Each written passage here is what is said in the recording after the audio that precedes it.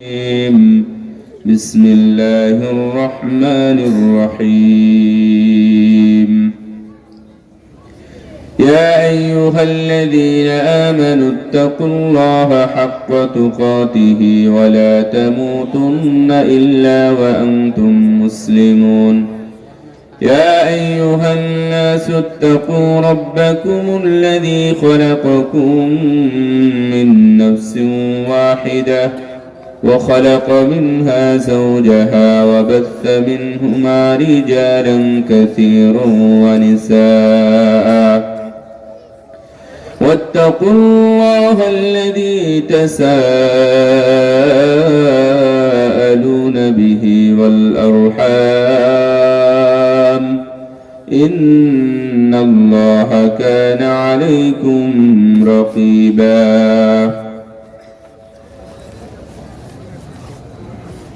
عن عائشة رضي الله تعالى عنها قالت قال النبي صلى الله عليه وسلم إن الله وملائكته يصلون على الذين يصفون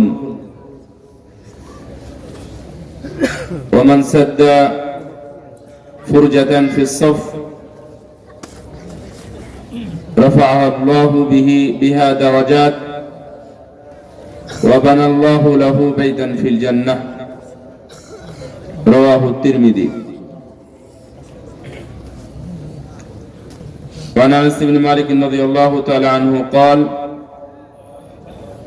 كان النبي صلى الله عليه وسلم إذا توضأ فأخذ كفا من ماء فأدخله في حنكه وخلل به لحيته وقال هكذا أمرني ربي عز وجل رواه أبو داود বাইতুত তাকওয়া জামে মসজিদ ও মাদ্রাসা কমপ্লেক্স কর্তৃক আয়োজিত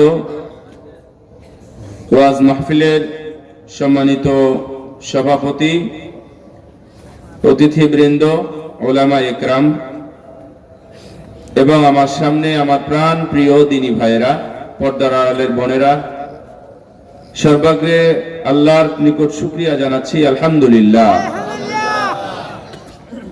দুরূদ ও শান্তির ধারা বর্ষিত হোক মুহাম্মদ রাসূলুল্লাহ সাল্লাল্লাহু আলাইহি ওয়াসাল্লামের প্রতি।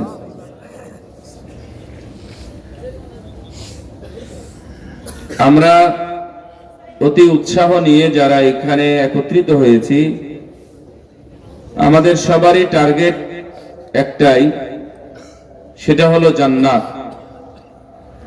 এটা নিয়ে কারো মধ্যে আমাদের ইখতিলাফ বা কোনো মতভেদ নেই যে আমরা সবাই জান্নাত চাই। তো জান্নাত চাওয়া আর আমাদের বাস্তবতায় কিছু অসামঞ্জস্য আছে, অমিল আছে। শুধু চাইলাম কিন্তু জান্নাতে যাওয়ার মতো কোনো যোগ্যতা অর্জন করলাম না, তাহলে না পড়েই ক্লাসে ফার্স্ট হওয়ার মতো।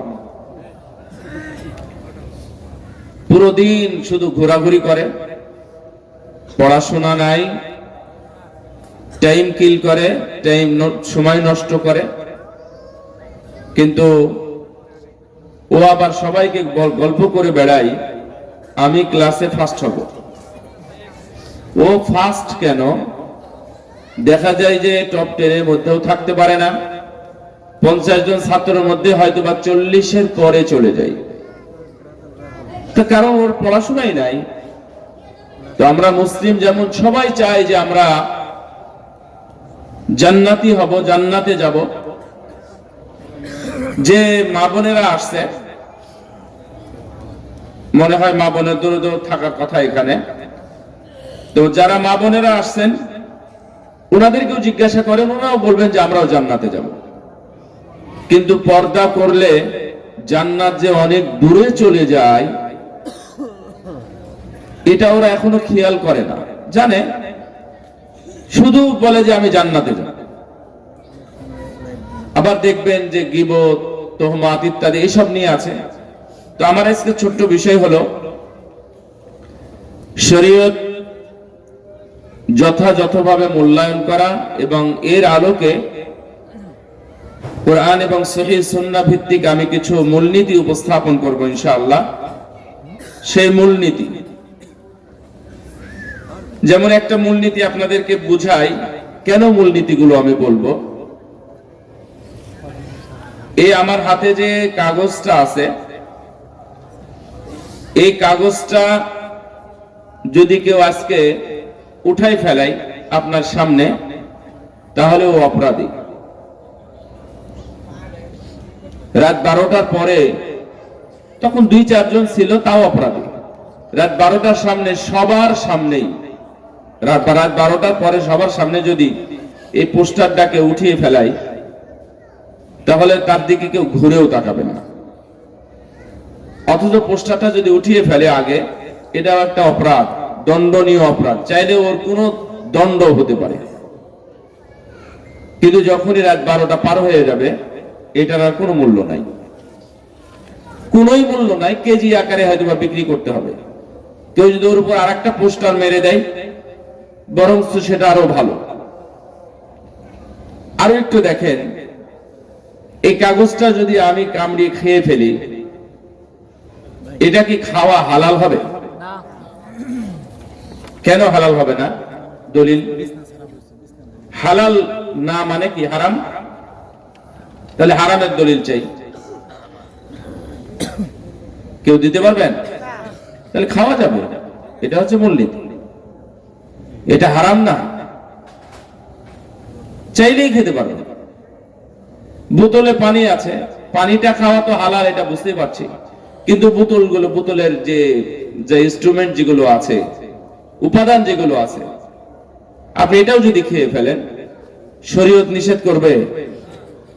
তার মানে দেখেন, শরীয়ত কত সোজা এবং কত সহজ, মানুষের জন্য সহজ করেছেন আল্লাহ, যে আল হারাম মা হারামাল্লাহু ওয়া রাসূলুহু, মহান আল্লাহ এবং তার নবী যেটা হারাম করেছেন, এটা ছাড়া দুনিয়াতে সব কিছুই হালাল। দুনিয়াতে কত রকমের মহিলা আছে, সবার পরিচয় আপনি দিতে পারবেন না। আল্লাহ বিয়ের জন্য মাত্র লক্ষ ধরনের মেয়ের মধ্যে মাত্র 14 জনকে নিষেধ করেছেন, মাত্র 14 জন। আর কাকে বিয়ে করা যাবে যদি এই প্রশ্নের উত্তর হতো, তাহলে দেখা যাচ্ছে লম্বা একটা তালিকা দিয়ে দিতে হতো। তার মানে মূলনীতি হলো, আপনি কাকে বিয়ে করা যাবে না এটা দেখে নেন, খলাস। এই 14 জন বাদ দিয়ে বাকিগুলোকে বিয়ে, যে কোনো মেয়েকে বিয়ে করতে পারবেন। ওটা যে আমার খালা হয়, খালা তোমার আপন খালা না, বিয়ে করতে পারবে, কোনো সমস্যা নেই। ওটা যে আমার ভাগ্নি হয়, আমি ওকে ভাগ্নি বলে ডাকি, ও আমার খালা হচ্ছে, ও আমাকে মামা বলে ডাকে, ওর সাথে আমার বিয়ে হবে, অবশ্যই বিয়ে হবে, কারণ ওটা তোমার আপন নয়। সমাজে আছে না এমন? চাচা তো ভাই বোন, বিয়ে তো দূরের কথা, মানুষ আলাদা করেই দেখেন, অথচ তাদের দুজনের সম্পর্কে দেখা দেখি হারাম। তাহলে মূলনীতি কোন কথা বুঝতে পারছেন আপনারা? আমি এই মূলনীতিগুলো বলবো এখন। আমি যেটা বলবো সেটা মাত্র 6টা বলি, আর যেটা উদাহরণ দিলাম, উদাহরণগুলো এগুলোর বাহিরে। আমি এটাই বলতে চাচ্ছি যে, যেমন ধরে নেন, এই যে এখানে আমরা বসে আছি, জাস্ট উদাহরণ দেওয়ার জন্য বলতেছি। এই যে বসে আছি, যারা স্টেজের কাজ করেছে, তো এরা মুসলিম, আশা করছি এরা মুসলিম। স্টেজের প্যান্ডেল বা এই যে মাইকের যারা কাজ করে, এদের উপার্জন হালাল নাকি হারাম? তো আপনারা সবাই একভাবে বলে দিবেন যে এর উপার্জন হালাল, কোনো সন্দেহ নেই, কারণ ও জলসা প্রোগ্রামে ব্যবহার করতেছে। কিন্তু এই মাইক, এই প্যান্ডেল, এই চাঁদোয়া, এই বাঁশ ইত্যাদি যেগুলো আছে, এটা যদি কোনো পূজার কাজে ব্যবহার করে, তাহলে কি আমি কি একই হুকুমে ব্যক্তির দিকে লাগাবো? তাহলে ওর ওই ইনকামটাকে এটা হালাল হবে? হারাম। ওরা বছরে একদিন পূজা করবে, আল্লাহকে অপমান করবে, আল্লাহর বিরুদ্ধাচরণ করবে, আল্লাহকে ছোটখাটো করবে, তুচ্ছতাচ্ছিল্য করবে, আল্লাহর স্থান অন্য কাউকে বসাবে বছরে একদিনই। ওখানে আমি প্যান্ডেলও দিতে পারবো না, সহযোগিতা করতে পারবো না, উনি একটা কারণে ওনার ইনকামটা হারাম হয়ে যাবে, ওই ইনকামটা হারাম, ওনাকে তওবা করতে হবে, ওখানে যেতে পারবে না। না হলে মদ খাওয়াটা হচ্ছে সবচেয়ে বড় অপরাধ, কিন্তু রাসূল সাল্লাল্লাহু আলাইহি ওয়াসাল্লাম মদ খাওয়া, মদ বিক্রি করা, যে নিয়ে এসে দেয়, সে যে চাষ করে আলা পাতা বা ইত্যাদি যেগুলো আছে, বা গাঁজা পাতা বলেন, যে চাষ করে, যে মালিক, ও তো আর নিজে কাজ করে না, কামলা যারা কাজ করে, যারা ভ্যান বয় দিয়ে ড্রাইভার যারা কাজ করেন, যে সকল ড্রাইভার গুলো দোকানে দোকানে বিলি করে, এরা সবাই ওই হারামের সাথে সম্পৃক্ত, এদের মধ্যে তেমন কোনোই তফাৎ নাই। আপনি বিড়ি খান একজন, এ হচ্ছে হারাম কাজ করে, তো আমি বিড়ি খাই না, বিড়ির ব্যবসা করি, তাহলে উনিও হারাম কাজ করেন। বরং এর চেয়ে বেশি খারাপ, এ শুধু খাওয়াটা হারাম আর ওর ইনকামটা হারাম, তাহলে যে ব্যবসা করতেছে ওর হারামটা কি বেশি ছড়িয়ে যাচ্ছে না? তার মানে মূলনীতি হলো, আল্লাহ যে বস্তুটাকে হারাম করেছেন, এই হারামের সাথে আপনার যে কোনো কিছুর সম্পৃক্ততা আপনার ইনকামকে হারাম করে দিবে, এটা আপনি মাথায় রাখবেন। আপনি এখন বসে বসে চিন্তা করবেন কিভাবে কি করবেন, সেটা আপনি দেখেন, এটা আপনার ব্যাপার। এই জন্যই মূলনীতির বিষয়ে আলোচনা। এক নাম্বার মূলনীতি হলো, বিধান যেভাবে আসবে সেইভাবে মেনে নেওয়া। রাজি আছেন? উলট পালট হবে না কিন্তু। আমাদের এখানে যে ভাইগুলো আছেন, আমার বিশ্বাস এবং আমি বিশ্বাস করি প্রায় 99% আপনারা শিক্ষিত। আমি বলিনি যে আপনারা অফিসার প্রফেসর সবাই, কিন্তু শিক্ষিত এটা আমি বুঝি। তার কারণ হলো যে এখানে আশেপাশে যারা আছেন তারা ম্যাক্সিমাম চাকরি করে, চাকরি থেকে আপনারা এসেছেন, আপনারা বুঝবেন বিধান যা আসবে এটা মেনে নিতে হবে। আল্লাহ বলছেন, অকুলিল হাক্কু মির রাব্বিকুম ফামান শাআ ফালইউমিন ওয়া মান শাআ ফালইয়াকফুর ইন্না আ'তাদনা লিয-যালিমিনা নারা আহাতা বিহিম সুরাদিকুহা ওয়া ইয়াস্তাগীসু ইউগাসু বিমাইন কালমুহল يشوي الوجوه بئس الشراب وساءت مرتفقا। হে নবী, আপনি বলুন, বিধান তোমাদের রবের পক্ষ থেকে আসে, যারা মেনে নেয় তারা মানে, যার ইচ্ছা হয় মানে, আর যার ইচ্ছা হয় না সে মানে না, অস্বীকার করে বা মানতে চায় না। কিন্তু যারা মানে এরা হলো মুমিন, আর যারা মানে না এরা হলো জালেম। আল্লাহ রাব্বুল আলামিন বলছেন, ইন্না আ'তাদনা লিয-যালিমিনা নারা, আমি আল্লাহ ওই জালেম যারা মানে না, এই না মানা এই জালেমদের জন্য আমি জাহান্নামের আগুন প্রস্তুত করে রেখেছি। নাউযুবিল্লাহ। তাহলে আমাদের মানাই উচিত। না মানাটা হচ্ছে মহা অপরাধ।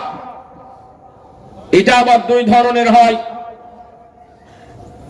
এক ধরনের হলো সরাসরি অস্বীকার করা, ওটাকে মানেই না, বিধানকে মূল্যায়নই করে না, এরা হলো কাফের। তার মানে রাসূলের যুগে তারা মানে নাই।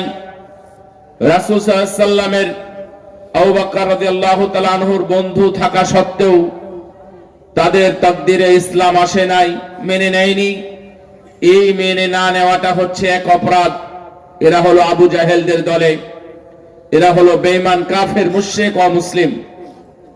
আর আরেকটা হলো যেটা সাহাবীদের যুগে ছিল না, বিধান মেনে নেওয়ার পরেও অনেকে বিধান মানে না, মানে আমল করে না, বংশীয়ভাবে অথবা মৌখিকভাবে স্বীকৃতি দিয়ে সেই ইসলাম মুসলিম ইসলাম গ্রহণ করেছে, অথবা সে মুসলিম হিসাবেই পরিচয় দেয় কিন্তু সে মানে না। যারা একেবারেই মানে নাই, আল্লাহ রাব্বুল আলামিন তাদের ব্যাপারে বলছেন فَيَوْمَئِذٍ لَا يُسْأَلُ عَنْ ذَنبِهِ إِنسٌ وَلَا جَانٌّ فَبِأَيِّ آلَاءِ رَبِّكُمَا تُكَذِّبَانِ يُعْرَفُ الْمُجْرِمُونَ بِسِيمَاهُمْ فَيُؤْخَذُ بِالنَّوَاصِي وَالْأَقْدَامِ فَبِأَيِّ آلَاءِ رَبِّكُمَا تُكَذِّبَانِ هذه جهنم التي يكذب بها المجرمون يطوفون بينها وبين حميم آن সেই দিন অপরাধ সম্পর্কে মানুষ এবং জিনকে জিজ্ঞাসা করা হবে না। কেন জিজ্ঞাসা করা হবে না? ও নিজে স্বস্বীকৃতই সে অমুসলিম, ওর কাছে ইসলাম আসেইনি, ও গ্রহণই করে, তাহলে ওদেরকে জিজ্ঞাসা করার দরকার আছে? কোনো দরকার নেই। এমনকি ওদের উল্লেখযোগ্য কোনো হিসাবও হবে না। হিসাব হবে অমুসলিমদের। হিসাব ছাড়া অনেকে জাহান্নামে প্রবেশ করানো হবে যদি তারা জুলুম করে থাকে। জুলুমের শাস্তিটা কিন্তু কিয়ামতের দিনই হবে, এটা আবার মনে রাখবেন। দুইটা শাস্তি কিয়ামতের মাঠেই হবে, পরিপূর্ণ দেওয়া হবে। একটা হলো জুলুম আর আরেকটা হলো যাকাত অস্বীকারীদের শাস্তি। যাকাত অস্বীকারীদের শাস্তি কিন্তু কিয়ামতের মাঠে হবে। যাকাত না দেওয়া অথবা যাকাতে ফাঁকি দেওয়া, ইচ্ছা মতো হিসাব করে যাকাত দেওয়া, ফাঁকি দেওয়া, এই ধরনের ব্যক্তিদের শাস্তি কিয়ামতের মাঠেই হবে। কারণ হাদিসের শেষ ভাষা সহিহ মুসলিমের হাদিস, অনেক লম্বা কথা, লম্বা হাদিস। লাস্ট কথা হলো ফাইউরা সাবিলুহু ইম্মা ইলাল জান্নাহ ওয়া ইম্মা ইলান নার। এই শাস্তি ভোগ করার পরে দেখা হবে যে ও জান্নাতি নাকি জাহান্নামী। যদি জান্নাতি হয় তাহলে জান্নাতে পাঠানো হবে, আর যদি জাহান্নামী হয় তাহলে জাহান্নামে পাঠানো হবে। তার মানে ও যদি জান্নাতীও হয় তার মানে এই শাস্তিটাই শুধু বাকি। এই শাস্তিটা কিয়ামতের ময়দানে তার হবে, তারপরে সে জান্নাতে যাবে। এই জন্য জুলুম এবং যাকাত অস্বীকারী আরো কিছু বিষয় আছে, যেমন সুদখোরদের কিয়ামতের দিন অনেক শাস্তি হবে। তারপরে চুগলখড়ি, যারা মিথ্যা কথা দিয়ে জয় করত, মিথ্যা কথা দিয়ে দ্বন্দ্ব ফাসাদ লাগাতো, চুগলখড়িরা, এই চুগলখড়দের শাস্তিও কিয়ামতের দিন হবে এবং তাদের চেহারাগুলো অনেক কালো হয়ে যাবে। মানুষ দেখেই চিনতে পারবে এরা হলো এই চুগলখড়ি করত। সম্মানিত উপস্থিতি, আমি যাই বিধানকে মানার ব্যাপারে। আতাদিনা লিয-যালিমিনা নারা, যারা মানে না এই সকল জালেমদের জন্য আমি জাহান্নামের আগুন প্রস্তুত করেছি। আহাতা বিহিম সুরাদিকুহা, যখনই তারা সেখানে যাবে সঙ্গে সঙ্গে তাদেরকে আগুন দ্বারা আপ্যায়ন করা হবে। চারিদিক আগুন ঘিরে ফেলবে, সামনে পিছনে ডানে বামে উপরে নিচে সব আগুন। তারা ক্ষুধা এবং তৃষ্ণায় চিৎকার করতে থাকবে। 1000 বছর অথবা তার চেয়েও বেশি সময় কিয়ামতের ময়দানে খাওয়া নাই, পান করা নাই, শুধু ওইভাবেই থাকা, শুধু চিৎকার করেছে, কান্নাকাটি করেছে, ঘেমেছে। কারো ঘাম হবে পা পর্যন্ত, কারো ঘাম হবে কোমর, কারো ঘাম হবে গলা পর্যন্ত, এমনকি নাক বরাবর ডুবু ডুবু হবে। এত ঘাম, খারাপ অবস্থা হবে এই কাফেরদের, জালেমদের, যারা জাহান্নামী তাদের আর যারা জান্নাতি, যারা মুমিন, তাদের জন্য মহান আল্লাহ তার ছায়াতল, তার ছায়া থাকবে, তার ছায়ার তলে আসন দিবেন যারা মুমিন হবে তাদের জন্য। তার মানে জালেম এক ধরনের, বললাম, যারা বেঈমান কাফের মানে না। আর এক দল হলো যারা মৌখিকভাবে স্বীকৃতি দিয়েছে, মৌখিকভাবে স্বীকৃতি দিয়ে তারা কাজে বাস্তবায়ন করে না, এরাও হলো জালেম, এরাও হলো জালেম। আল্লাহ বলেছেন ওমাই ইয়াকফুর বিল ঈমান, যারা ঈমান আনার পরে কুফরি করে অথবা ঈমানের সাথে কুফরি করে, তার মানে এরা হলো ঈমানদার। মানুষের কাছে, জনগণের কাছে, আত্মীয় স্বজন এবং দেশ বিদেশে মুসলিম হিসাবেই পরিচিত বিধানকে যারা দুপয়সাও মূল্যায়ন করেনি, আল্লাহ এদেরকে জালেমের খাতায় উল্লেখ করেছেন। এরাও জালেম, এই জালেমদের জন্য শাস্তির ব্যবস্থা আছে। তারা যখন পানি চাইবে, আল্লাহ বলছেন তাদের পানি দেওয়া হবে বটে, তবে পুঁজের মতো পানি, নোংরা, মানুষের শরীর থেকে বের হওয়া বিশেষ ধরনের রস বা পুঁজ, রক্ত, দুর্গন্ধযুক্ত এবং টকবকে গরম এই পানিও তাদের খেতে দেওয়া হবে। খেতে যাবে, তাদের মুখমণ্ডলের চামড়া গোস্ত সব ঝলসে যাবে, কিছুই থাকবে না। আল্লাহ বলেছেন বিসাস শারাব, অতি নিকৃষ্ট পানীয়ই তাদের সামনে দেওয়া হবে। এটা তারা খেতে তারপরেও খাবে, খাওয়ার পরে তাদের নারী ভুঁড়ি সহ সবগুলো বেরিয়ে যাবে। এরা হলো জালেমদের অবস্থা। আল্লাহ রাব্বুল আলামিন অন্য জায়গায় এই জালেমদের কথাই উল্লেখ করেছেন, অহুম ইয়াসতারিখুনা ফিন্নার وهم يسترخون في النار ربنا أخرجنا نعمل صالحا غير الذي كنا نعمل أولم نعمركم ما يتذكر فيه من تذكر وجاءكم النذير فذوقوا فما للظالمين من نصير। বিধান আসলে মানতেই হবে। যারা মানবে না, জাহান্নামে গিয়ে তারা চিৎকার করে আল্লাহকে বলতে, ইস্তারিখুন মানে খুব গলা ফাটিয়ে চিৎকার করাকে বলা হয় ইস্তেরাক। এইভাবে চিৎকার করবে, আল্লাহকে ডাকবে, আখরিজনা না'মাল সালিহ, আল্লাহ আমাদেরকে বের করো, আমরা ভালো আমল করব। আমরা খারাপ আমল করতাম ছেড়ে দিব, আবার তুমি আমাদেরকে দুনিয়া পাঠাও। আল্লাহ রাব্বুল আলামিন বলবেন, কে রে, তোদের তো যথেষ্ট সময় দিয়েছিলাম, লম্বা সময় দিয়েছিলাম, কারো 60 বছর 100 বছর পর্যন্ত সময়, এর মধ্যে সময় পাস নাই, এখন আবার দুনিয়াতে যেতে চাস। ফাযুকু ফামা লিয-যালিমিন ওয়া জাআকুমুন নাযীর। বিধানের ব্যাপারে জানান দেওয়ার জন্য অনেক মানুষ এসেছিল, নবী রাসূল থেকে শুরু করে ইমাম, খতিব, বক্তা, এমনকি তোমার সতর্ক বাণী যারা আলেম ওলামা ছিল তারাও তোমাদেরকে শুনিয়েছে, তোমরা সেগুলো গ্রহণ করো নাই।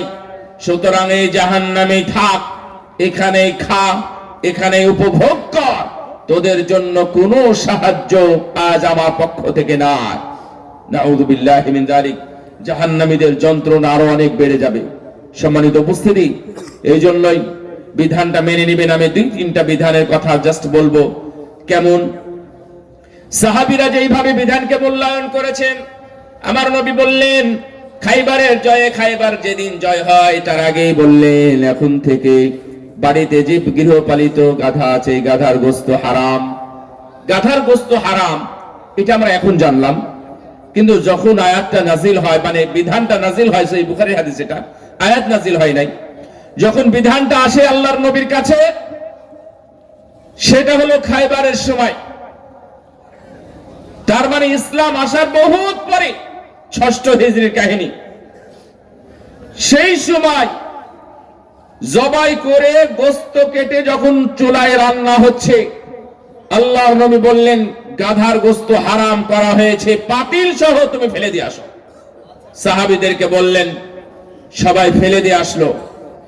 রান্নার সময় নরমালি মানুষ ক্ষুধার্ত থাকে, তাই না? আমার কথা শুনতে পাচ্ছেন? রান্নার সময় মানুষ কি ক্ষুধায় থাকে না?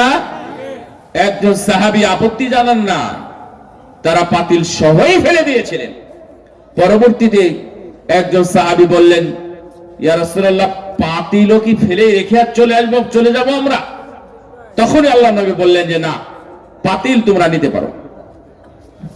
পাতিল নিয়ে আসলেন, ধুয়ে মুছে পরিষ্কার করে তারপরে পাতিল নিয়ে আসলেন। রাসূল সাল্লাল্লাহু আলাইহি ওয়াসাল্লাম বলেছেন এটা হারাম, আর কোনো কথা নেই, আর কোনো প্রশ্ন নেই। আপনাকে যদি বলা হয় মিনহা খালাকনাকুম ওয়া ফিহা নুঈদুকুম ওয়া মিনহা নুখরিজুকুম তারাতান উখরা, এটা কোনো মাটি দেওয়ার দোয়া নয়, তখন আপনাদের পক্ষ থেকে হাজারো প্রশ্ন এখনো ছুড়ে দিবেন। কেন এটা হারাম, কেন বা এটা দোয়া না, কেন? সারা জীবন পড়ে আসলাম, বাপ দাদারা পড়লো, তাহলে আপনার বাপ দাদার আগে যে আরো যারা বাপ দাদা ছিল তারা তো পড়ে নাই। আপনার বাপ দাদার বয়স 200 বছর, আর আপনারা যখনকার দোহাই দিচ্ছেন যে এটা সম্ভবত নবী রাসূল থেকে চলে আসছে, তো সেই সময় সাহাবীরাই তো জানতেন না এটা মাটি দেওয়ার দোয়া, আপনি কোথায় থেকে জানলেন? সেই সময় তো ছিল না। বাপ দাদার দোহাই দিয়ে ঠকে যাবেন, খবরদার বাপ দাদার দোহাই দিবেন না। কারণ তোমার বাপ দাদার, আমার বাপ দাদার বয়স মাত্র 200 বছর সর্বোচ্চ হবে। তাহলে 200 বছরের আগে এই 200 বছর করো, 400 বছর ছেড়ে দাও, আরো 1000 বছর আগে চলে যাও, তখন ছিল কি ছিল না সেটাকে খেয়াল করে দেখো। তুমি বলে যে বাপ দাদার কথা, এটা মাটি দেওয়ার কোনো দোয়া নয়। এবং আপনাদেরকে আরো একটা তথ্য দিই, মাটি দেওয়ার কোনো দোয়াই নাই, কোনো দোয়া নাই। এখন আবার না, ওটা বলবো, ভয় পাবেন না। এখন আবার নতুন করে আমরা অনেক জায়গাতে শুনি বিসমিল্লাহ মাটি দেওয়ার দোয়া, এটা তো আরেকটা ভুল কথা বলেছেন। না না, আমি কোনো আলেমকে বলতেছি না, আপনারা বুঝতে ভুল করেছেন। মোবাইলটা ওখানে পড়ে আছে, তো আপনি নেওয়ার সময় বলতে পারেন বিসমিল্লাহ, কোনো সমস্যা নাই, কেউ আপনাকে নিষেধ করবে না। বাড়ি থেকে বের হলেন, বলবেন যে বিসমিল্লাহ। মসজিদে ঢুকবেন, তখন বলবেন বিসমিল্লাহ। তারপরে ইত্যাদি যে কোনো কাজে আপনি ভালো কাজ শুরু করবেন, তখন যদি বিসমিল্লাহ বলেন তাহলে তো কোনো সমস্যা নেই। কিন্তু এটা আপনি বলতে পারবেন না যে মাটি দেওয়ার দোয়া বিসমিল্লাহ। মাটি দেওয়ার কোনো দোয়া নেই। আপনি চাইলে বিসমিল্লাহ বলবেন, সেটা শুরু কাজ, ভালো কাজ, আপনার মনে হয়েছে বিসমিল্লাহ বলতেই পারেন। কিন্তু মাটি দেওয়ার দোয়া বিসমিল্লাহ, এটা আবার আরেকটা বাড়তি কথা আসছে। কোন দোয়া নেই। কাফন পরানোর কোন দোয়া আছে? গোসল করানোর কোন দোয়া আছে? কোন দোয়া নাই। তো আপনি বিসমিল্লাহ বলে তো গোসল শুরু করলেন, তাহলে আমরা কি বলবো যে গোসল করানোর দোয়া বিসমিল্লাহ, কাফন পরানোর দোয়া বিসমিল্লাহ, এটা কি বলা যাবে? না, এগুলো মূলত কোনো দোয়া নেই। যাই হোক, আমার কথা, রাসূল সাল্লাল্লাহু আলাইহি ওয়াসাল্লাম বললেন গাধার গোশত হারাম। যেটা গৃহপালিত গোশত, এই গোশত খাওয়া যাবে না। গৃহপালিত গাধার গোশত খাওয়া যায় না, এটা হারাম করা হয়েছে। কোন সাহাবী বললেন নাই জবাই করলাম সেটাও হালাল, গোশত কাটলাম তখনও হালাল, চুলায় চড়ালাম তখনও ছিল হালাল। আমরা ক্ষুধার্ত, আজকে খাওয়াটা অন্তত সেরে নি, তারপরেই না আমরা আমল শুরু করব। কেউ বলেছেন? কেউ বলেন নাই। সাহাবীগণ সালাত আদায় করছেন, এই দিক ঘুরে, পিছন, এটা কি উত্তর না? এই দিক ঘুরে সালাত আদায় করছেন সাহাবীগণ, বাইতুল মাকদাসের দিকে, মদিনায়। মদিনা থেকে সোজা উত্তরে বাইতুল মাকদাস, ওদিক ঘুরে সালাত আদায় করছেন। আরেকজন সাহাবী এসে বলছেন, গতকাল জোহর, আসর, মাগরিব, ইশার সালাত হয়েছে কাবার দিকে, অর্থাৎ দক্ষিণ দিকে হয়, মানে মদিনা থেকে ঠিক দক্ষিণে হচ্ছে কাবা, মক্কা। গতকালকে থেকে সালাত শুরু হয়ে গেছে কাবার দিকে, মক্কার দিকে, আর তোমরা এখনো সেই বাইতুল মাকদাসের দিকে আছো। এই কথা শোনার পরে শুধু বলেছেন আলা হুবিলাতিল কিবলা, তার মানে আলা, এই কথার মধ্যে অনেক কিছু আছে। এটা হরফে তানবীহ, তার মানে কেন তোমরা কি জানো না কতদিন থেকে আলোচনা হচ্ছে যে কোনো সময় কিবলা পরিবর্তন হয়ে যেতে পারে। গতকাল নবীর উপরে আয়াত নাযিল হয়েছে, এটা বাইতুল মাকদাসের দিক থেকে নিয়ে মক্কার দিকে হয়ে গেছে, আর তোমরা এখনো বাইতুল মাকদাসের দিকে ঘুরে কেন সালাত আদায় করো? ফজরের সালাত, দুইটা বর্ণনা আছে সহিহ বুখারীতে, মুশকিল। একটা হলো মসজিদে কুবা, আর একটা হলো মসজিদে কিবলাতাইন। তো মসজিদে কিবলাতাইনের কথাই আমরা বেশি বলি। ওই মসজিদের নামকরণও করা হয়েছে মসজিদে কিবলাতাইন। একই সালাতে দুই কিবলা ব্যবহার করার কারণে সেই মসজিদের নামকরণ হয় মসজিদ আল কিবলাতাইন। মদিনা বিশ্ববিদ্যালয়ের একবারে পাশে, মানে 1.5 কিলো হবে। এক কথা, ওটা হাইয়ুল কিবলাতাইনি বলে, মানে আমরা গ্রাম বলি না। তো গ্রাম যদি হতো তাহলে মদিনা বিশ্ববিদ্যালয়ের কিবলাতাইনের গ্রামে আছে, আর কিবলাতাইনটাও জামিয়ার গ্রামে আছে, মানে বিশ্ববিদ্যালয় গ্রামে আছে। এত কাছাকাছি জায়গা। রাসূল সাল্লাল্লাহু আলাইহি ওয়াসাল্লামের কথা শুধু একবার শুনলেন, কিবলা পরিবর্তন হয়ে গেছে, সালাত অবস্থাতেই তাদের জায়গা পরিবর্তন করে নিয়েছেন। এটা হলো বিধান, যেভাবে আসলো শুনেছেন ওইভাবে সঙ্গে সঙ্গে মেনে নিয়েছেন। সম্মানিত উপস্থিতি, রাসূল সাল্লাল্লাহু আলাইহি ওয়াসাল্লাম এক এক আয়াত নাযিল হচ্ছিল মদের ব্যাপারে। মদ হারাম হয় নাই, সাহাবীরা তখনও নিয়ন্ত্রণের সাথে মদ পান করতেন। সবার ঘরে ঘরে বাড়িতে বাড়িতে মদের বোতল সহ মদের হাড়া উপস্থিত। আয়াত নাযিল হলো, ইয়া আইয়ুহাল্লাযীনা আমানু ইন্নামাল খামরু ওয়াল মাইসিরু ওয়াল আনসাব ওয়াল আসলামু রিজসুম মিন আমালিশ শাইতান। মদ হারাম করে যখন আয়াত নাযিল হলো, আবু হুরায়রা আনাস রাদিয়াল্লাহু আনহুমা দায়িত্ব নিয়ে মদিনার অলিগলিতে জানিয়ে দিলেন, মদ হারাম, মদ হারাম, মদ হারাম করা হয়েছে। এই আওয়াজ যখন শুনলো, মদ সবাই ফেলে দিল।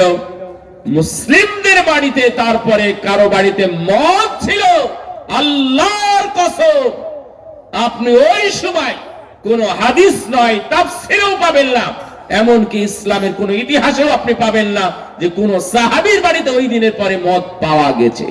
কোন ইতিহাস আপনি পাবেন না। তার মানে যখন বলা হয়েছে, বলার সঙ্গে সঙ্গে তাদের হাঁড়ি পাতিল সহ অর্গানিক নির্ভেজাল যে মদগুলো তাদের কাছে ছিল, এই মদগুলো মদিনার অলিগলিতে ফেলে দিয়েছে। একজনও মদ আর তাদের বাড়িতে রাখে নাই। বিধানকে তারা এভাবে মূল্যায়ন করেছে। আজকে আপনার সামনে বললে অনেকগুলো প্রশ্ন ছুড়ে দেন, এটা আসলে বোঝা যাবে যে বিধানের প্রতি আপনার একটু অ্যালার্জি আছে, ভালো লাগে না। কত বিধান পালন করতে গিয়ে বিভিন্ন মনের বিভিন্ন মন থেকে বিভিন্ন জন থেকে প্রশ্ন আসে। এই প্রশ্নগুলো আজ থেকে আসা উচিত নয়। এই জন্য আপনাদের এক নাম্বার মূলনীতি বলে দিলাম, বিধান যদি আসে তাহলে যথাযথ মূল্যায়ন করবেন। আপনি মূল্যায়ন করতে পারবেন না সেটা ভিন্ন কথা, খবরদার বিধান সম্পর্কে কোনো কটূক্তি করবেন না, ইনশাআল্লাহ। দুই নাম্বার, বিধানগুলো দলিল এবং দলিল সহিহ সহ মানতে হবে। যদি জানেন মাগরিবের সালাতের পরে 6 রাকাত আওয়াবিনের নামাজের কোনো দলিল নাই, তাহলে আজকে জানার পরেই সেটা ছেড়ে দিতে হবে। যদি জানতে পারেন যে নাওয়াইতু মুসাল্লি লিল্লাহ নামক যে নিয়াত নামাজ শুরুর আগে পড়া হয়, এটার নাকি কোনো জাল জয়ীফ কোনো দলিলই নাই, সহিহ দলিল তো দূরের কথা, কোনো জাল দলিলও পাওয়া যায় না। এটা যদি আপনি জেনে থাকেন, আল্লাহর ওয়াস্তে এটা ছেড়ে দিবেন। দলিল নাই, আমল নাই, এই নীতিতে থাকবেন, ইনশাআল্লাহ কিয়ামতের ময়দানে মহান আল্লাহ আমাদেরকে মূল্যায়ন করবেন। দলিল নাই তো আমল নাই। দলিল আছে, যদি আমল নাও করতাম তাহলে দলিল আছে যেহেতু আমি আমল শুরু করব। আরাফার সিয়াম আছে, আজ থেকে 10-15 বছর আগে আমরা অনেককেই রাখতে দেখি নাই। আলহামদুলিল্লাহ আলেম ওলামাদের প্রচারণার কারণে আজকে তারা কোরআন এবং সহিহ সুন্নাহ অনুযায়ী এবং ফজিলতের জগতে এক অনন্য ফজিলত এবং এক্সট্রা ভিন্ন ফজিলত যে একজন সাধারণ মানুষ, নবীদের ক্ষেত্রে হতে পারে, সাধারণ মানুষের জন্য ভবিষ্যতের 1 বছরের গুনাহ মাফ হওয়া, এটা শুধু আরাফার দিনের সিয়াম পালনের জন্যই আছে। এটা আমরা জানতাম না। যখন জেনেছি তৎক্ষণাৎ আমরা আমল করে নিয়েছি। ছোট্ট একটা আমলের কথা আপনাদেরকে এখানে একটু বলে দিই। আল্লাহুম্মা আইন্নি আলা যিকরিকা ওয়া শুকরিকা ওয়া হুসনি ইবাদাতিক। এই ছোট্ট এবং অত্যন্ত গুরুত্বপূর্ণ দোয়া রাসূল সাল্লাল্লাহু আলাইহি ওয়াসাল্লাম ইবনে আব্বাসকে যখন পড়তে বলেছিলেন, এটা সালামের পরে নয়, সালামের আগে পড়ার কথা বলেছিলেন। আমি আবারও বলি, আপনারা এই দোয়াটা পড়েন না এমন মনে হয় কেউ নাই, তার মানে সবাই পড়েন বা ম্যাক্সিমাম এই দোয়াটা পড়েন না? আল্লাহুম্মা, বলেন তো, আল্লাহুম্মা আইন্নি আলা যিকরিকা ওয়া শুকরিকা ওয়া হুসনি ইবাদাতিক। এই ছোট্ট দোয়া সালাম ফিরানোর পরে সাধারণত আমরা পড়ে থাকি। এটা আপনি স্পষ্ট জেনে নেন, এটা সালাম ফিরানোর পরের জিকির নয়, বরং সালাম ফিরানোর আগের দোয়া এটা। যদিও আমরা অনেকে বইয়ের মধ্যে লিখে দিয়েছি সালাম ফিরানোর পরবর্তী দোয়া বা জিকির, ওই তালিকাতে এখনো আছে, কিন্তু হাদিসটা স্পষ্ট। রাসূল সাল্লাল্লাহু আলাইহি ওয়াসাল্লাম বললেন, তোমাকে আমি শিখিয়ে দিব ফি কুল্লি দুবুরি সালাতিন, প্রত্যেক সালাতের শেষ ভাগে তুমি দোয়াটা পড়বে। তার মানে এটা আজ থেকে চেষ্টা করবেন সালাম ফেরানোর আগে পড়ার। মনে থাকবে তো? যদি কোনো বিধান জানতে পারি তাহলে সেটা মেনে নেব দলিল সহ। যদি দলিল না থাকে তাহলে আমার বাপ দাদা 14 পুরুষ যেই করুক না কেন, আমার দাদার আমলেও হালুয়া রুটি হয়েছে, আমার তার দাদার আমলেও হালুয়া রুটি হয়েছে, এখন আমার বুদ্ধি হয়েছে দলিল দাও যে মা বাবা মারা গেলে হালুয়া রুটি খাওয়াতে হবে বা 40 পালন করতে হবে, এমন কোন সহি দলিল তোমরা দেখাও, তাহলে আমি পালনও করব, চাঁদাও দিব। বুঝেন নাই কথা? তার মানে এটা করা যাবে না, কারণ এর কোনো দলিলই পাওয়া যায় না। এই দলিল না পাওয়ার মতো কত যে আমল আছে, কোন দলিল খুঁজেই পাবেন না। আপনি তসবিহ টিপতেছেন, আপনি এখনো তসবিহ টিপেন। আয়েশা রাদিয়াল্লাহু আনহা বলছেন, রাসূল সাল্লাল্লাহু আলাইহি ওয়াসাল্লামকে আমি দেখেছি, তিনি ডান হাতের এই যে ছোট্ট ছোট্ট যে গিরাগুলো আছে, তিনি এগুলো গুনে গুনে তাসবিহ পাঠ করতেন। এটা জানার পরে আপনার বাজারে পাওয়া দামি দামি জলজলের নন্দকারের মধ্যেও কিছু তসবির লাইট জ্বলে, এই ধরনের অতি উন্নত মানের তসবির ব্যবসা করা অথবা এই তসবিহ মানুষের সামনে বিতরণ করা, এই তসবিহ দিয়ে ইবাদত করা, আপনি মুসলিম মুমিন হিসাবে আপনার জন্য শোভা পায় না। খবরদার তসবিহ বিক্রি করবেন না, কারণ এই তসবিহ মুসলিমদের জিনিস না অমুসলিমদের জিনিস, এটা আমরা এখনো জানতে পারি নাই। তবে ইবনে উমর রাদিয়াল্লাহু তাআলা আনহু যখন ছিলেন, তাকে একজন ডেকে নিয়ে আসলেন, বললেন চলেন মসজিদে নববীতে যাই। কি শুরু করেছে চলেন আমরা দেখে আসি। ইবনে উমর রাদিয়াল্লাহু তাআলা আনহু মসজিদে গেলেন, যাওয়ার পরে দেখলেন কিছু নুড়ি পাথর, খেজুরের আটি বা এই ধরনের কিছু বিচি জাতীয় এক জায়গায় করে তারা একে একে পড়া শুরু করলো, সুবহানাল্লাহ, আলহামদুলিল্লাহ, আল্লাহু আকবার, লা ইলাহা ইল্লাল্লাহ, লা ইলাহা ইল্লা আনতা সুবহানাকা ইন্নী কুনতু মিনাজ জালিমিন। একবার করে বলে আর একটা গুঠি রাখে, একবার করে বলে আর একবার গুঠি রাখে, তাসবিহ টিপতেছে এইভাবে। তার মানে ইবাদত বন্দেগীতে এসে গেছে। শুনলে আপনাদের খারাপ লাগলেও সাহাবীদের কথা, যেহেতু সাহাবীদের আমল, কোনো সমস্যা নেই। ইবনে উমর রাদিয়াল্লাহু তাআলা আনহু আপনাদের এই যে পবিত্র, যেটা দিয়ে তাসবিহ পাঠ করতেছেন, এই ধরনের পবিত্র জিনিস একবারে পা দিয়ে লাথি দিয়ে একবারে তছনছ করে দিলেন, ছিন্ন ভিন্ন করে দিলেন। তার মানে এটা চলবে না, এটা অন্যায়, এই বিধান আপনার চলতে পারে না। সম্মানিত উপস্থিতি, আমি এই জন্যই বললাম 2 নাম্বার বিধান হলো দলিল সহ আমল করা, আর আমি সাথে আরেকটি লাগালাম, তা হলো দলিল সহিহ। কেন? আমাদের উস্তাদ আল মানারুল মুনিফ এই বইটা যখন পড়ালেন, আব্দুর রহমান মোহাম্মদ আর রুশাইদান, এটা পড়াতে গিয়ে একটা দোয়া উল্লেখ করেছেন ইবনে কাইয়িম আল জাওজি রাহিমাহুল্লাহ, আল্লাহুম্মা জিদ মুহাব্বাতি লিল্লাহ এবং এটাও আছে আল্লাহুম্মা জিদ মুহাব্বাতি লিল্লাহি ওয়া রাসূলি।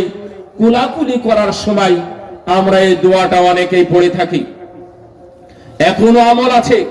তো উস্তাদ, আমি ওই ক্লাসে আছি এবং সামনের বেঞ্চে বসে আছি, তখন উস্তাদজি আমাকে অনেকটাই ঠাট্টার ছলে বললেন যে এটা তো তোমরাই তৈরি করেছো, এটা মনে হয় হিন্দি বা ভারত এলাকায় পাওয়া যায়। তো উস্তাদের কথা শুনে আমার কাছে মনে হয়েছিল এটা ভারতের বানানো হবে কেন, এটা একটা জয়ীফ হাদিস বা জাল হাদিস হতে পারে। কিন্তু উস্তাদজি আমাকে ইন্ডিকেট করে বলতেছেন এটা নাকি ভারতে তৈরি করা দোয়া। পরবর্তীতে আজকেও আপনারা বাড়িতে গিয়ে বসে বসে মোবাইল টিপলে দেখতে পাবেন, মোবাইলে গুগল আছে না, আমাদের উস্তাদরা বলতেন শেখ যোজন, তার মানে তুমি গুগলকে জিজ্ঞাসা করো। তো গুগলকেও যদি আপনি জিজ্ঞাসা করেন আজকে রাত্রে আল্লাহুম্মা জিদ মুহাব্বাতি লিল্লাহি ওয়া রাসূলি, এই দোয়াটার জন্ম কোথায়, ওখানে স্পষ্ট করে যারা স্কলার অথবা যারা লেখক যোদ্ধা কলম যোদ্ধা আছে তারা ওখানে লিখে দিয়েছে এটা কেবলমাত্র হিন্দ তথা ভারত, পাকিস্তান, নেপাল, ভুটান এবং বাংলাদেশ, এই দেশগুলোতেই দোয়াটা পাওয়া যায়। দুনিয়ার কোন জয়ীফ এবং জাল হাদিসের গ্রন্থেও এই কথাটা উল্লেখ করা হয়নি। আমি যে কথাটা এখন বললাম মনে হয় বুঝতে পেরেছেন। তার মানে জাল জয়ীফ হাদিসেরও প্রচলন আছে। রাসূল সাল্লাল্লাহু আলাইহি ওয়াসাল্লাম উনি যে শরীয়ত নিয়ে এসেছেন, উনি বলছেন লাকাদ জিতুকুম বিহা বাইদা নাকিয়া, আমি তোমাদের কাছে যে বিধান নিয়ে এসেছি তা হলো সূর্যের মতো ঝলমলে স্পষ্ট, এর মধ্যে কোনো ঝক নেই, এর মধ্যে কোনো জাল নেই, এর মধ্যে কোনো জয়ীফ নেই এবং এর মধ্যে কোনো ধোঁকাবাজ বা প্রতারণা নেই। যা নিয়ে এসেছি তা স্পষ্ট, সবার সামনেই বলে দিয়েছি। আমি লুকিয়ে লুকিয়ে কোনো বিধান আর একজনের মাধ্যমে প্রচার করি নাই, একেবারে সূর্যের মতো ঝলমলে স্পষ্ট। এই ইসলাম ধর্মের 2 পয়সা অথবা বিন্দু পরিমাণ কোনো সন্দেহ নেই। যদি তাই হয় তাহলে আমাদের জাল এবং জয়ীফ হাদিসের দিকে কেন তাকাতে হবে? আমরা ইনশাআল্লাহ সহিহ দলিলের উপর ভিত্তি করেই আমরা আমলি জিন্দেগি পালন করব ইনশাআল্লাহ। এই জন্য কবর পাড়ে গিয়ে আপনারা বলবেন আসসালামু আলাইকুম ইয়া আহলাল কুবুর, এটা আজ থেকে বলার দরকার নেই, কারণ এটা জয়ীফ হাদিস। অনুরূপ ভাবে আল্লাহ আলহামদুলিল্লাহিল্লাযী আতামানা ওয়া সাকানা ওয়া জাআলানা মিনাল মুসলিমিন, খাওয়ার পরের দোয়া এটাও বলা যাবে না, কারণ এই হাদিসটাও জয়ীফ, এর সহিহ কোনো সূত্র পাওয়া যায় না। যাই হোক, অনেক যেমন মাগরিবের সালাতের পরে কিছু দলিল আছে, এই দলিলটা 3টা দলিল আমি পেয়েছি, 3টার মধ্যে 2টাই হচ্ছে জাল আর একটা হলো জয়ীফ। মাগরিবের সালাতের পরে যে আওয়াবিনের নামাজ পড়া হয়, আওয়াব মানে হচ্ছে ফিরে যাওয়া, বারবার যে ছোটাছুটি করে ফিরে যায়, এটা হলো আওয়াব। তাহলে আওয়াব মানে যেই উটের বাচ্চা রোদ গরম হলেই দ্রুত পালিয়ে যায়, ছায়া খোঁজার চেষ্টা করে উটের ছোট বাচ্চাগুলো, তার মানে এই সময়টাকে বলা হয় আওয়াবিন। তার মানে আওয়াবিনের নামাজ অথবা তাওয়াবিন, যারা তওবা করতে চাই, সবই অর্থ করা যাবে। তার মানে ওই সময় বেলা 11টা থেকে 11:30টার মধ্যে যেই সময়, 10:30 থেকে 11:30টা যেই সময়, এই সময় আওয়াবিনের নামাজ পড়তে হয়। আর আপনি মাগরিব পরে নিয়ে আসলেন, এটা হচ্ছে আপনার একটা নতুন সৃষ্টি।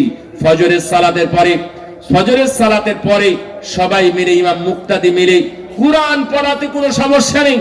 কোরআনের যে কোনো আয়াত নির্দিষ্ট করে আপনি পড়তে পারেন, এতেও কোনো সমস্যা নেই। আপনি যদি মনে করেন প্রতিদিন আমি সূরা ইখলাস পাঠ করব, আমার কোনো আপত্তি নেই, বরং যত পাঠ করবেন ততই ভালো। কিন্তু সূরা হাশরের শেষ 3 আয়াত ধরে রেখে ইমাম সাহেব বলবেন আর আপনারা সবাই বসে বসে পড়বেন, এর পক্ষে যে হাদিস আছে এই হাদিসটাও সহিহ নয়। এই হাদিসের পক্ষে যে বানোয়াট কথা আছে, 70,000 ফেরেশতা তার পিছনে লেগে যাবে, এটাও হচ্ছে আরেকটা বানোয়াট। এটাও হাদিস তথা বানোয়াট হাদিসের মধ্যে, বানোয়াট হাদিসের অংশ। সম্মানিত উপস্থিতি, এই কথাগুলো আমাদের পক্ষ থেকে ছেড়ে দিতে হবে। জাল এবং জয়ীফ হাদিস বর্জন করতে হবে। জাল এবং জয়ীফ হাদিসের মাধ্যমে আমরা অনেক সহিহ আমল থেকে আমরা বিরত আছি। সহিহ আমলে যদি আপনি খেয়াল করেন তাহলে দেখবেন অনেক কিছু আমাদের জন্য আছে। সূরা ইখলাসের কথাই যদি বলি, সূরা হাসর তো আর সবার মুখস্থ নেই, এবং একাকী পড়ার, সবাই মিলে পড়ারও আমাদের সময় হয় না। কিন্তু রাসূল সাল্লাল্লাহু আলাইহি ওয়াসাল্লাম বলছেন, কেউ যদি সূরা ইখলাস মান ক্বারা কুল হুয়াল্লাহু আহাদ হাত্তা ইয়াখতিমাহা 10 মাররাত, কেউ যদি সূরা ইখলাস 1 থেকে নিয়ে 10 বার পর্যন্ত পড়তে পারে, বানাল্লাহু লাহু কসরান ফিল জান্নাহ, তার জন্য জান্নাতে একটি প্রাসাদ নির্মাণ করা হবে। কেউ যদি 20 বার পড়ে, তার জন্য 2টা প্রাসাদ নির্মাণ করা হবে। হাদিসের বর্ণনাকারী উমর রাদিয়াল্লাহু তাআলা আনহু বললেন, ইদান নাস্তাগফিরু ইয়া রাসূলুল্লাহ, তাহলে আমরা তো 30 বার 40 বার করে আরো বেশি পড়বো, যেন জান্নাতে প্রাসাদ, ঘর নয় কিন্তু এটা প্রাসাদের কথা আছে, যেটা কসরান শব্দের বাংলা অর্থ হলো আমাদের দেশে যে টাওয়ার বলে অথবা বুর্জ খলিফা বলে, এটার নাম হলো কসর। রাসূল সাল্লাল্লাহু আলাইহি ওয়াসাল্লাম বললেন, যদি কেউ 10 বার 20 বার 30 বার 40 বার পড়ে, যত 10 বার করে পড়বে একটা করে প্রাসাদ নির্মাণ করা হবে। রাসূল সাল্লাল্লাহু আলাইহি ওয়াসাল্লাম বলেন, ইদান নাস্তাগফির, ওমর রাদিয়াল্লাহু তাআলা আনহু যখন বললেন ইদান নাস্তাগফির ইয়া রাসূলুল্লাহ, তাহলে আমরা বেশি করে বলবো। আমার নবী বললেন, আল্লাহু আকবার ওয়া আতিয়াব, আমার আল্লাহ রাব্বুল আলামিন উনি কৃপণান, এবং যত মানুষ চাই, বান্দা যত চায়, আল্লাহ তত দেওয়াতেই খুশি হন। কত যে সহিহ আছে। ছোট্ট কথা দেখেন, 2টা আয়াত পড়েন, কুল হুয়াল্লাহু আহাদ আল্লাহুস সামাদ। 2টা আয়াত পড়ার কারণে রাসূল সাল্লাল্লাহু আলাইহি ওয়াসাল্লাম একজন সাহাবীকে বললেন ওয়াজাবাত, একজনকে লক্ষ্য করে বললেন ওয়াজাবাত, তার জন্য ওয়াজিব হয়ে গেল। সাহাবীগণ জিজ্ঞাসা করলেন, ইয়া রাসূলুল্লাহ, কি ওয়াজিব হয়ে গেল? রাসূল সাল্লাল্লাহু আলাইহি ওয়াসাল্লাম বললেন, ওই যে 2টা আয়াত পড়লো, এই 2টা আয়াত পড়ার কারণে তার জন্য জান্নাত ওয়াজিব হয়ে গেল। সহিহ নাই, ফাজাইল আমল কিনবেন, সহিহ ফাজাইল আমল আছে, সেটা কিনবেন, দেখবেন এই জয়ীফ এবং জাল 60 ভাগ জয়ীফ এবং জাল আছে ফাজাইল আমলের মধ্যে, অথচ সেটা এখনো মসজিদে মসজিদে আছে, বুখারীর উপরেও রাখে। আমরা মাঝে মাঝে দেখেছি কোরআন তলে পড়ে আছে, আর ফাজাইল আমল বানুয়া কিসসা কাহিনীর বই, সেই বইটা উপরে দেওয়া আছে। এটা কোন ধরনের কথা? মদিনা বিশ্ববিদ্যালয় থাকা অবস্থায় মসজিদে নববীতে ভাইদের সামনে আমরা অনেকবার বলেছি, এবং যারা নেতা, ওই দেশে তাবলিগ জামাত নিষেধ, এটা আপনারা জানেন, এবং শুধু এমনিতেই নিষেধ না, এটা একবারে গেজেট আকারে প্রকাশ করে রাষ্ট্রীয়ভাবে এই তাবলিগ জামাতকে নিষেধ করা আছে। এটা কি আপনারা জানেন? অনেকেই জানেন না। গেজেট আকারে সরকারিভাবে, রাষ্ট্রীয়ভাবে এটা নিষেধ করা আছে, কিন্তু অনেকেই যা চুরি করে দাওয়াত প্রচার করতে চায়। পৃথিবীতে সবচেয়ে বেশি দাওয়াতি কাজের সোর্স, পদ্ধতি এবং সৌন্দর্য আছে হচ্ছে মদিনায় বা মক্কায় বা সৌদি আরবে। এর পিছনে এরা যত অর্থ ব্যয় করে, অন্য অধ্যায় পিছনে এত টাকা খরচ করে না। আর তুমি গেছো ফাজাইলে আমল সহ দাওয়াতি কাজ করতে, আশ্চর্য লাগে। ওই দাওয়াত ছাড়া চলে না কেন? ওখানে যারা হজ করতে যায়, যারা অনেকটা অশিক্ষিত, বুঝে না, তাদের পিছনে পিছনে ঘুরঘুর করে আর বলে আল্লাহ রাস্তায় সময় লাগাবেন, বলেন একটা সময় লাগাবেন, 1 ঘন্টা লাগাবেন, 3 দিন 2 দিন, সমস্যা কি? লাগাবেন তো, আচ্ছা ঠিক আছে লাগাবো। কথা তখনই ঘোরাই ধরে বলে, দেখেন মক্কার মতো জায়গায় কথা দিলেন, ওয়াদে যেন খেলাফ না হয়। নবীর রওজার পাশে আসছেন, এখানে এসে আপনারা কথা দিলেন, কথা যেন খেলাফ না হয়। আশ্চর্য কথা। আমি তাদেরকে অনেককে জিজ্ঞাসা করেছি, আমরা তো মদিনাতে দাওয়াতি কাজ করতাম, বলতাম আপনারা মদিনায় কেন এসেছেন, জবাব দেন। তো 100 জনের মধ্যে 98 জন বলতো নবীর কবর জিয়ারতের জন্য। আপনারা যদি যান মদিনায়, আপনার যদি আমি প্রশ্ন করি, আপনি কি জবাব দিবেন বলেন? যারা এখানে আসছেন আমি তাদেরকে জিজ্ঞেস করছি, বলেন কি জবাব দিবেন? আপনি মদিনায় কেন এসেছেন? এই প্রশ্নের উত্তর কি?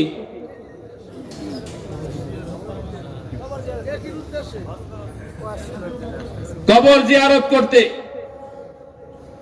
রাসূলের জায়গা ঘুরতে, এখানে বাকি গোরস্থান আছে সেটা দেখতে, তারপরে এখানে মসজিদে নববী আছে সালাত আদায় করতে। বিভিন্ন ধরনের প্রশ্ন হয়। আপনাদের শুনলে খারাপই লাগবে যে আপনারা যে হজ করতে গেছিলেন, হজ শেষ হয়ে গেছে মক্কা থেকে, তারপরে মদিনায় গেছেন। মদিনায় যাওয়ার পরে আপনাকে প্রশ্ন করলাম যে আপনি মদিনায় কেন এসেছেন? তখন বলল যে এখানে তো 8 দিন থাকতে হয়, এটা তো হজের অংশ, এই জন্য এসেছি। আর একটা জবাব হলো যে রাসূলের কবর জিয়ারত করতে এসেছি। তাহলে আপনারা বললে অবিশ্বাস হলেও এটাই সত্য কথা, আপনার হজ আর নাই। আপনাদের শুনলে খারাপ লাগবে, এটাই তো সত্য, শুনলে খারাপ লাগবে। আপনার হজ থাকবে কেমনে?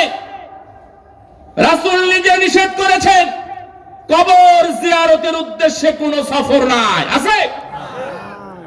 কবর জিয়ারতের উদ্দেশ্যে আপনি সফর করলেন নবীর কবর জিয়ারতে, নবীর কবর জিয়ারতের জন্য আপনি সফর করতে পারবেন না। আপনি যেতে পারবেন ওই মসজিদে সালাতের জন্য, সালাতের জন্য যাবেন, বাকি জিয়ারত করবেন, রাসূলের কবর জিয়ারত করবেন, আপনি ঘুরে বেড়াবেন, রাসূলের পদধূলি নেওয়ার চেষ্টা করবেন, সেটা আপনার দ্বিতীয় উদ্দেশ্য। কিন্তু ওখানকার 1 নম্বর উদ্দেশ্য হতে হবে ওই মসজিদে সালাতের উদ্দেশ্যে আমি যাচ্ছি। এটা সালাত জবাব যদি আপনার অন্যটা হয়, তাহলে আপনার হজ যাকাত হয়তোবা সবই চলে যেতে পারে। আল্লাহ আমাদেরকে হেফাজত করুন। সম্মানিত উপস্থিতি, আমি আপনাদেরকে বোঝাচ্ছিলাম যে আমাদের দেশে জাল এবং জয়ীফ হাদিসের যেইভাবে প্রচারণা প্রসার যেইভাবে চলতেছে, এটাই যেন একমাত্র দুনিয়ার ইজতেমা, যার নাম দিয়েছি আমরা বিশ্ব ইজতেমা।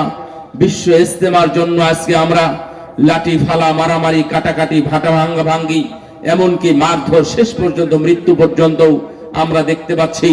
এটার প্রতি মানুষের যে এত আগ্রহ, কেন তাদের হজের প্রতি অত আগ্রহ নাই? কারণ 3 বার যদি সেখানে যেতে পারে তাদের নাকি হজ হয়ে যায়। এই ধরনের বিভ্রান্তিমূলক এবং পুরো ভ্রান্ত ধারণা নিয়ে এই মুসলিম জাতি চাই যে আমরা আগে বিশ্ব ইজতেমা টঙ্গিতে এক জায়গায় হই, তারপরে হজের বিষয়টা দেখা যাবে। এটাই হচ্ছে মানুষের মানসিকতা। সম্মানিত উপস্থিতি, আমি আপনাদেরকে বলবো এগুলো সব জাল এবং জয়ীফ হাদিসের প্রচারণা প্রসারণা, এবং এর কুপ্রভাব কুফল আমরা পাচ্ছি।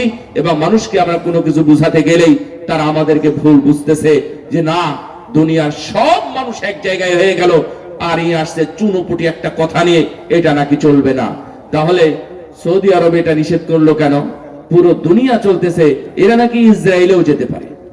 ইসরায়েল নামক একটা দেশ আছে না, এখানকারও কেউ যদি ভিসা নেয় তাও তাকে ভিসা দেয়। কি দিন যে আমরা প্রচার করতেছি, কোন তাওহীদের কথা না, শুধুমাত্র দাওয়াত, শুধু ভালো, খারাপটার কোনো কথা নেই। সম্মানিত উপস্থিতি, আমার 3 নম্বরটা হলো ভুলগুলো সংশোধন করা। আমি আর একেবারে অল্প সময় আলোচনা করব। ভুলগুলো সংশোধন করা। আল্লাহ রাব্বুল আলামিন বলেছেন, ইল্লা মান তাবা ওয়া আমানা ওয়া আমিলা আমালান সালিহান ফাউলাইকা ইউবাদদিলুল্লাহু সাইয়্যাতিহিম হাসানাত ওয়া কানা আল্লাহু গফুরান রহিমা। আল্লাহ রাব্বুল আলামিন বলছেন, যারা ভুল সংশোধন করে নেয়, আমার 3 নম্বর মূলনীতি মনে রাখবেন, ভুল সংশোধন করতে হবে। ভুল থাকলে সংশোধন করবেন না, ওর উপরেই থাকবেন। আশ্চর্য কথা, যদি পোস্টারে আমার নাম লেখে ভুল, তাহলে এটাকে আমরা মেনে নেব? আপনি বই ছাপিয়েছেন, বইয়ের উপরে উপরের মলাটে, যেটাকে পেজ কভার বলে, এই কভার পেজে যদি আপনার নামের একটা ফুটাও ভুল থাকে, ওই কভার পেজটাকে আপনি প্রচার করবেন? তাহলে ভুল নিয়ে থাকবেন কেন? ভুল সংশোধন করতে হবে। যদি ভুল সংশোধন করেন, আল্লাহ পুরস্কার ঘোষণা করেছেন। আল্লাহ বলছেন, যদি ভুল সংশোধন করে, তওবা করে ফিরে আসে, তাহলে আমি আল্লাহ তাদের সব গুনাহগুলো নেকি দ্বারা পরিবর্তন করে দেব। এটাই মহা পুরস্কার, এর চেয়ে বড় পুরস্কার হতে পারে না। একটু মনে করেন, চোখটা বন্ধ করে দেখেন, গতকাল আজ পর্যন্ত আমি কত গুনার সাথে সম্পৃক্ত হয়েছিলাম, আল্লাহর কাছে মন খুলে প্রাণ খুলে ইখলাসের সাথে তওবা করেন। আল্লাহ রাব্বুল আলামিন আপনার তওবা কবুল করবেন। শুধু কবুল নয়, আপনার আগে যে গুনাহগুলো ছিল সেই গুনাহগুলো নেকি দ্বারা পরিবর্তন হয়ে যাবে। 4 নাম্বার বিধান কোনটাই ছোটখাটো নয়। কোনটা কি ছোটখাটো? যদি আপনি সালাতে যান, নামাজে দাঁড়ান, পাশাপাশি দাঁড়াবেন, পাটা পায়ের সাথে মিলিয়ে দিবেন, তখন আপনাকে ঠেলবে আর বলবে এই ছোটখাটো বিষয় নিয়ে আপনারা এত ফিতনা করতে চান কেন? পায়ে পা মিলিয়ে দেওয়া এটা কি সুন্নাত নয়? এটা কি আপনার কাছে ছোটখাটো নাকি এটাও বড়? বিধান কোথায় থেকে আসে? আল্লাহর পক্ষ থেকে আসা বিধান কখনো ছোট হয় না, কখনো ছোট হবেও না। সুন্নি নাম ধারণ করে সুন্নাতের 2 পয়সা মূল্যায়ন করেন, আর এই সুন্নাত যদি আপনি পালন করতে যান তাহলে আপনাকে বলে এটা ছোটখাটো সুন্নাত। সুন্নাত কেন ছোটখাটো হবে? কথাবার্তা একটু বেসামাল বলেছেন, একটু সাবধানে বলবেন। সুন্নাত কেন ছোটখাটো হবে? আমার নবী বলেছেন ওয়াইন্না মিন ওয়ারাইকুম সামানা সাবর লিল মুতামাসসিকিনা আজরু 50 শাহীদা। এক সুন্নাতকে যদি মূল্যায়ন করতে পারো, প্রতিষ্ঠা করতে পারো, ধৈর্যের সময় কেউ ঘাড়ে ধাক্কা দিয়ে বের করে দিবে, কেউ তোমাকে থাপ্পড় মেরে তোমাকে হাসপাতালে ভর্তি করবে সুন্নাত পালন করতে গিয়ে, ধরে রাখো 50 জন শহীদের মর্যাদা তোমাকে দেওয়া হবে। তাহলে আপনি ছোটখাটো বললেন কেন? আমার নবী বলেছেন, আমি হাদিস পড়েছি ওটা। আল্লাহ নবী বলছেন যে কেউ যদি সালাত ইন্নাল্লাহা ওয়া মালাইকাতাহু ইউসাল্লুনা আলাল্লাযিনা ইয়াসুফুনা বিস-সালাহ, আল্লাহ তার উপর রহম করেন, ফেরেশতারা তার জন্য দোয়া করেন যারা সালাতের মাঝে ফাঁকা জায়গাগুলো বন্ধ করে দেয়। সুবহানাল্লাহ। অথচ আমরা বলছি এটা ফিতনা। আল্লাহ রাসূল সাল্লাল্লাহু আলাইহি ওয়াসাল্লাম বলছেন আল্লাহ তার র‍্যাঙ্ক বাড়িয়ে দিবেন। আপনি মিলাই দেন, আপনার র‍্যাঙ্ক বাড়াবে। শুধু তাই নয়, আপনার জন্য জান্নাতের মধ্যে বাড়িঘর নির্মাণ করে দিবেন। সুবহানাল্লাহ। তাহলে এইটাকে কেন ছোটখাটো বললেন? আরো অনেক আছে, এগুলো আমি অতদূর যাচ্ছি না, ছোটখাটো হয়ে গেছে। রাসূল সাল্লাল্লাহু আলাইহি সাল্লাম সম্পর্কে আল্লাহ কত কথা বলেছেন, উনি বাড়ায় বলেন নাই, তার মানে আল্লাহ দিয়েছেন। এবং বলছেন হাকাযা আমারানি রাব্বি আযজা ওয়া জাল, এটা আমার নবীর মুখের ভাষা। আল্লাহর নবী বলছেন যে এইটাই আল্লাহ আমাকে আদেশ করেছেন। সুবহানাল্লাহ। দাড়িতে খিলাল করা ফরজ, ওয়াজিব, সুন্নাত। সুন্নতি জিনিস আল্লাহ নবী নিজে করে বলছেন আল্লাহ আমাকে এভাবেই করতে আদেশ করেছেন, তাই আমি এভাবে খেলাল করতেছি। সুবহানাল্লাহ।